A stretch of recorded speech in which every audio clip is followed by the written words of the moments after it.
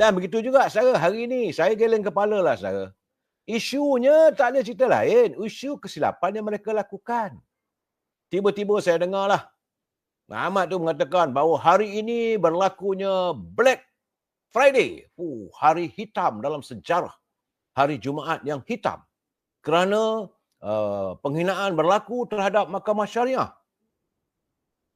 Saya geleng kepala, tang mana datangnya?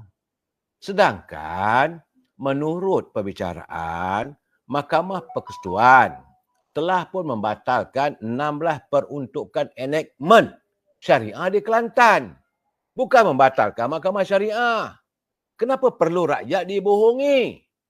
Saya hairan, mesti ni khabar-khabar keluar ni. Pertahankan Mahkamah Syariah. Masa bila pula Mahkamah Persekutuan nak membatalkan Mahkamah Syariah? Saya hairan. Apa yang berlaku sekarang ialah seorang peguam, ni Elin bersama dengan anaknya. Secara memfailkan. Dah lama ni berlaku. Benda ni lama dah berlaku. Kerana dia melihat berlaku pertindihan antara Mahkamah Syariah dengan Mahkamah Sivil. Jadi sebab itu dia mencabar. Dia mencabar perlembagaan di mana 18 peruntukan dalam enactment Kanun Jenayah Syariah Kelantan yang dilihat bertindih. Inilah yang dilacabar oleh kesnya Elin. Dia bukan nak tutup Mahkamah Syariah sebab dia merasakan berlaku pertindihan. Saya dulu dah cakap dah. Sebenarnya ahli-ahli Dewan Undangan Negeri di Kelantan, kalau kita cakap nanti orang kata kita marah dengan PAS. Apakah mereka tahu tentang undang-undang? Tiap-tiap undang-undang yang naik gubal. Di peringkat negeri dipanggil enactment, saudara. Di peringkat pusat dipanggil undang-undang, akta. Jadi apabila kerajaan negeri Kelantan yang dipimpin oleh pimpinan daripada PAS, wakil-wakil rakyat ramai daripada PAS, membuat keputusan meminda enactment undang-undang negeri berhubung tentang enactment undang-undang dalam Mahkamah Syariah. Perubahan antara undang-undang kisas lah, hudud dan takzir. Hudud ini memang tak boleh siapa pun mencabar. Itu hukum Tuhan.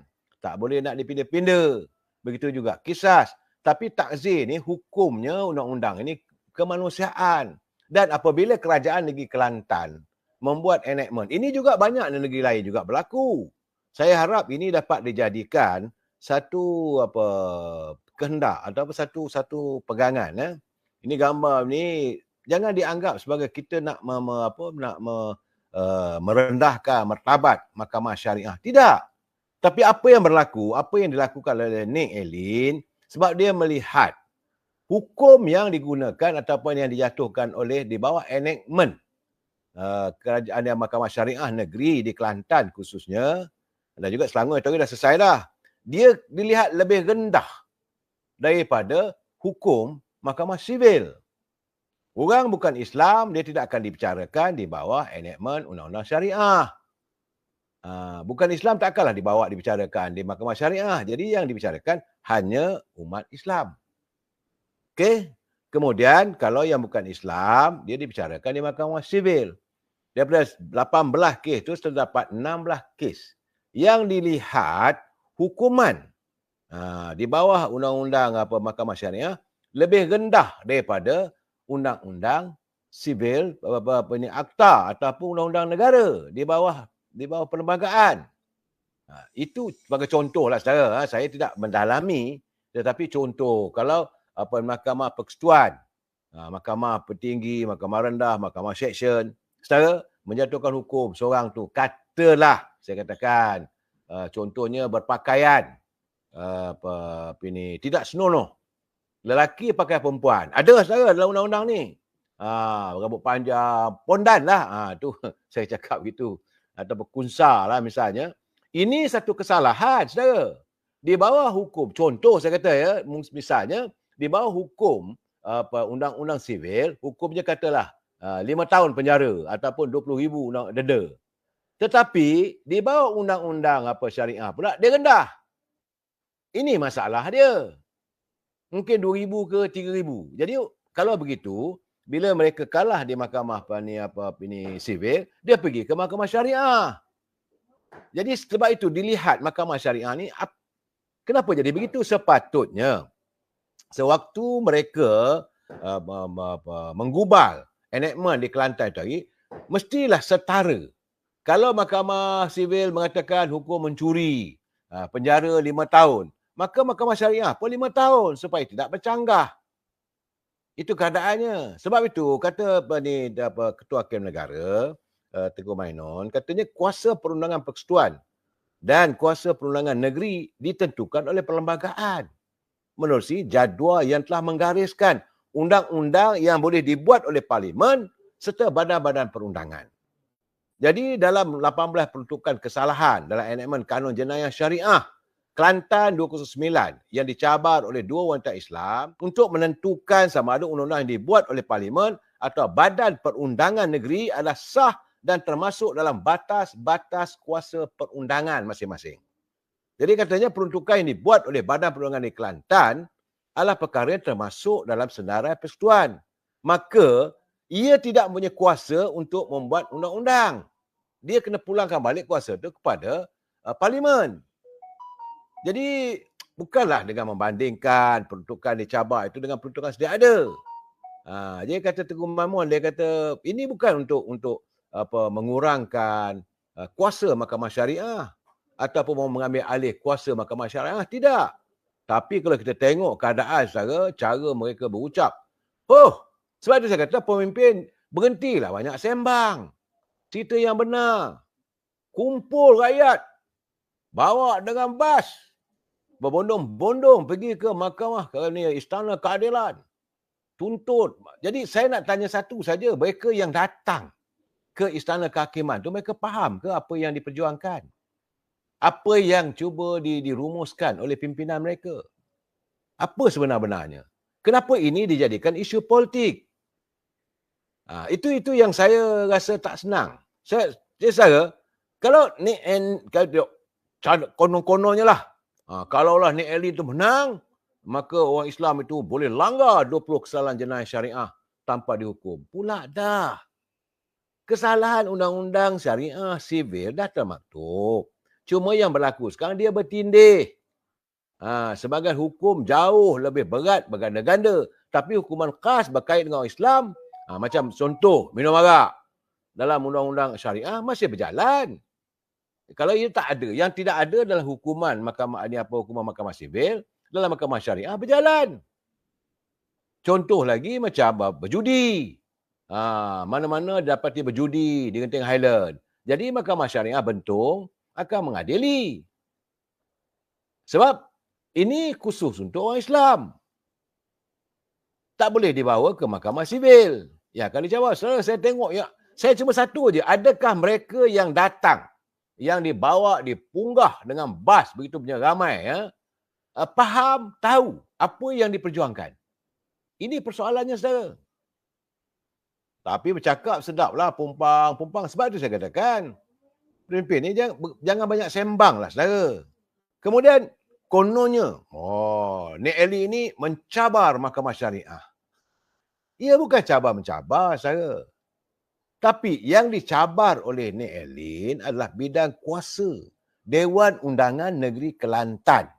Membuat undang-undang yang melebihi kuasa daripada yang diperuntukkan oleh perlembagaan. Undang-undang yang paling tingginya di Parlimen. Tiba-tiba mengatasi kuasa Parlimen. Sebab contoh saya kata tadilah, kalau orang tu mencuri, dalam hukum takzir, hukum mahkamah syariah mungkin 3,000 denda atau penjara 2 tahun. Tapi hukum di mahkamah sivil lain. Itu keadaan saya. Kemudian kononnya lah. Ini sembang dia orang. Saya tengok. Kononnya kalaulah Nik Ali ni menang dalam tuntutan di mahkamah tinggi, maka mahkamah syariah akan berkubur. Ini saya kata sembang ni. Ini yang saya katakan, diorang ni betul ke diorang ikhlas dalam perjuangan? Masa bila pula mahkamah syariah nak berkubur? Mahkamah syariah dengan sekuasanya. Asalkan undang-undang yang digubal di peringkat enactment kerajaan negeri, memang kita akur. Sesuatu yang menyentuh soal hukum agama Islam di bawah undang-undang agama Islam tertakluk pada kuasa raja. Oh, konon ceritalah Hamzah Zainuddin. Oh, dengar ini sedang mengutus surat nak menghadap Agung, nak menghadap Sultan Selangor untuk membincangkan soal pencerobohan, soal-soal apa ini Mahkamah Syariah ni lah. Saya kata, apa benda lah dia orang buat ni. Petor ada pula tu berucap tadi tu. Hari ini apabila Mahkamah Tinggi memutuskan 16 seksyen dan tak boleh terpakai dalam enactment Mahkamah Syariah, ini adalah merupakan hari hitam bagi Mahkamah Syariah. Yang sebenar-benar, saudara, apa tindakan Nik Ali ni dibuat zaman dia orang lagi. Kalaulah mereka nak gunakan kuasa politik kononnya, sebab mereka sekarang membuat tomahan bahawa kerajaan pimpinan Sultan Ibrahim lah yang meluluskan benda tu, sedangkan Sultan Ibrahim kata dia tak campur tangan pun. Kalau mereka kata boleh campur tangan waktu mereka berkuasa lagi, kenapa tak diputuskan waktu itu? Petor ada pula mengatakan bahawa undang-undang syariah dicabar bila kuasa orang politik Islam itu dalam keadaan lemah. Tang mana logikanya? Tang mana logikanya? Sebab itu saya kata, berhentilah. Berhentilah sembang orang politik ni. Saya rasalah,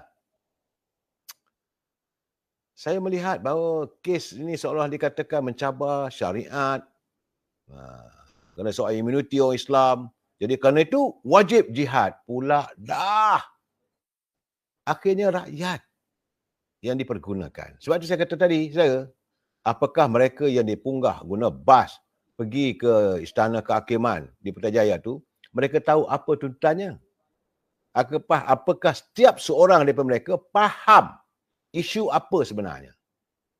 Sedangkan mereka ini digunakan untuk tujuan politik.